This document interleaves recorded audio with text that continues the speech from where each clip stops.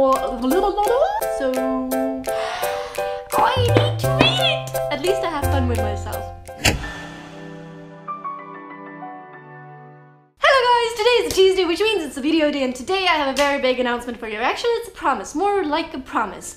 I will be reading out my April TBR to you guys. So I have made it official and I have to read it because I have been sucking at reading books, especially in March. I like literally read one book, so I'm feeling ashamed now.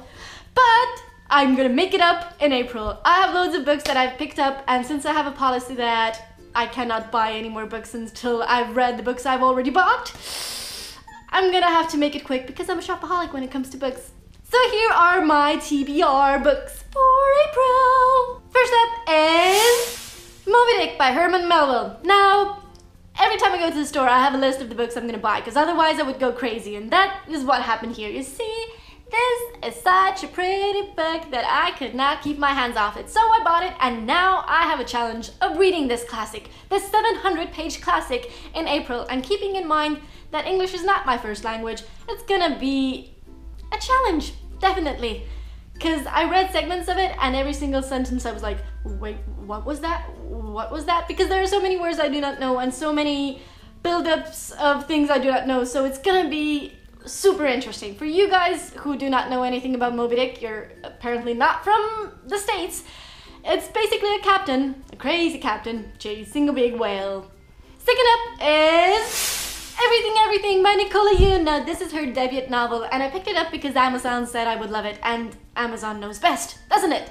So I took a look at the reviews on Goodreads, and there were so many, and they were either 5 stars and I love it, or 1 star and I hate it. So I was intrigued, and I figured I would pick it up and see for myself. So basically the story is about a 17-year-old girl who is allergic to the world. So she has never ever left her room. And since it's a young adult book, there is a boy who moves in across the street, and I'm guessing there's gonna be loads of romance. So I think it will be a nice, easy read in the middle of the Moby-Dick saga.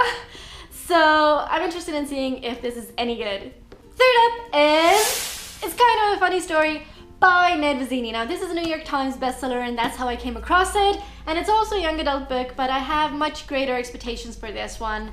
It's basically a story about a teenage boy who is determined to succeed in life, and ultimately the pressure gets him into a state where he's not sleeping, not eating, and nearly kills himself. So he checks into the mental hospital, and the saga continues from there. I'm pretty sure that this is gonna be a good book because there are so many good reviews about it, and the score is so good. And the author has spent time in the mental hospital, and unfortunately he did commit suicide in 2013. So I'm pretty sure that there is a lot of adequate information about depression and the struggles we as human beings have when we try to succeed and be perfect. So I'm really interested in reading this one.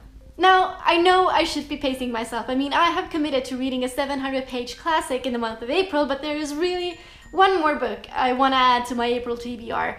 And that book is the 4th book, called Ready Player One by Ernest Cline. Now we are taking steps into the sci-fi world. I usually don't like sci-fi, but I'm pretty sure that I will enjoy this book because the story is set in 2044, I think, where reality kinda sucks.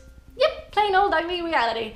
So a teenager named Wade spends a lot of his time in virtual reality solving puzzles, and apparently he stumbles upon a clue that could solve a puzzle that entails a lot of fortune and power. So I'm really interested in finding out what this is all about. There you have it, my first ever TBR video, and with this video I have made a promise to read approximately 2,000 pages of hopefully good literature.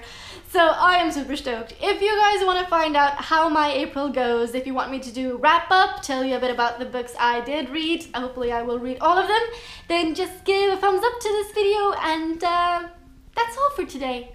Yeah, I will see you soon, next week, like always. So hit subscribe and join the ride, and bye! It's been so long since I felt anything like this about a book, so I'm so excited to show you this one. Jandy Nelson, I'll Give You the Sun, and I will do a quick review about this one, and trust me, you do not want to miss it.